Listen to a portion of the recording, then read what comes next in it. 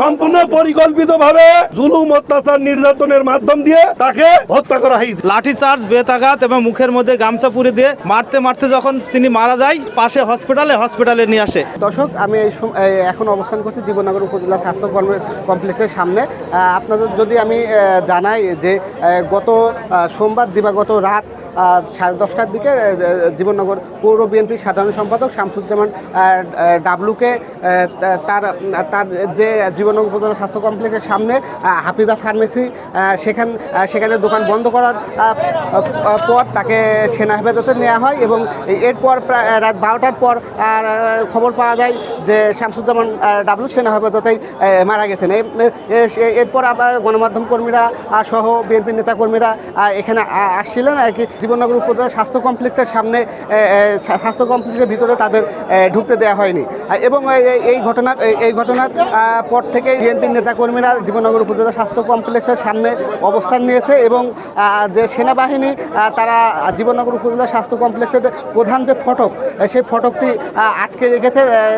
এই হাসপাতালের ভিতরে গণমাধ্যম কর্মী সহ বিএনপি বা অঙ্গ সংগঠন কাউকে ঢুকতে দেওয়া হচ্ছে না। তবে যে শামসুজ্জামান ডাবলু তার পরিবারের সদস্যরা ভিতরে রয়েছে। শামসুজ্জামান ডাবলুর মৃত্যুর খবর ছড়িয়ে পড়ার পর থেকেই যে বিএনপি নেতাকর্মীদের সাথে সেনাবাহিনীর একটা মুখোমুখি অবস্থাও একটা তৈরি হয়েছে। আমরা এখানে বিএনপি নেতাকর্মী আছে, আমরা তাদের সাথে একটু কথা বলবো, একটু জানার চেষ্টা করব যে ঘটনাটা আসলে কি ঘটছিল। উনি নির্বাচনীয় প্রচারণা সেরে ওনার ব্যবসা প্রতিষ্ঠান হাফিজা ফার্মেসিতে উনি আসেন, এসে ওনার দোকানটা বন্ধ করে উনি বাসার দিকে রওনা দিচ্ছে। এই টাইমে ওনারা এসে ওনাকে জোর করে ধরে পাশের একটা রুমে নিয়ে গিয়ে হাত পা বেঁধে অমানবিকভাবে তাহাকে লাঠিচার্জ, বেতাঘাত এবং মুখের মধ্যে গামছা পুরে দিয়ে এক পর্যায়ে মারতে মারতে যখন তিনি মারা যায়, তখন তাহাকে পাশে হসপিটালে নিয়ে আসে। উপস্থিত জনতা ভিড় এসে এই আন্দোলন এখনো চলছে। সুষ্ঠু ন্যায় বিচার আমরা দাবি চাচ্ছি। রাত থেকে মিছিল করতে ছাত্রদলের মিছিল যাচ্ছে। যদি আপনাদের মিছিলটা দেখাই, আমরা নেতাকর্মীদের যে দাবি, তারা এই হত্যার বিচার চাই, বিচার না হওয়া পর্যন্ত তারা এখানে অবস্থান করবে, লাশ তারা নিয়ে যেতে দিবে না। আমি এখানে একজন বিএনপি নেতা আছে, আমি একটু জানতে চাবো কি ঘটনা আসলে আপনারা কি জানেন? এটা সম্পূর্ণ পরিকল্পিতভাবে বিএনপির নেতাদের ওপরে জুলুম অত্যাচার নির্যাতনের মাধ্যম দিয়ে তাকে হত্যা করা হয়েছে, এতে কোনো সন্দেহ নেই।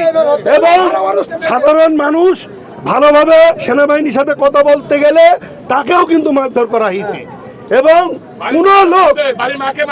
কোন লোক ওখানে যে নিরাপত্তা পায়নি যে একটা ভালোভাবে কথা বলবে, বাবা কি হয়েছে, কি ঘটনা, এই ধরনের ঘটনা জানতে চলেও তাকে পিটিয়ে ওখান থেকে তাড়ানো হয়েছে।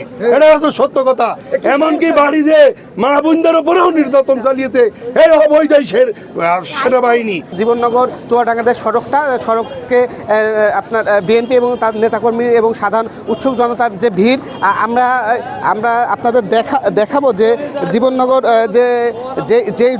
যেই রুমটাই জীবননগর পৌর বিএনপির সাধারণ সম্পাদক শামসুজ্জামান ডাবলুকে হেফাজতে নেওয়া হয়েছিল, আমরা সেই রুমটাই আপনাদের এখন নিয়ে যাব। জীবননগর বিএনপির কার্যালয়, এই কার্যালয়ে তাকে আনা হয়েছিল। আনার পরে তাকে নির্যাতন করা হয়েছিল বলে আমরা দেখাই।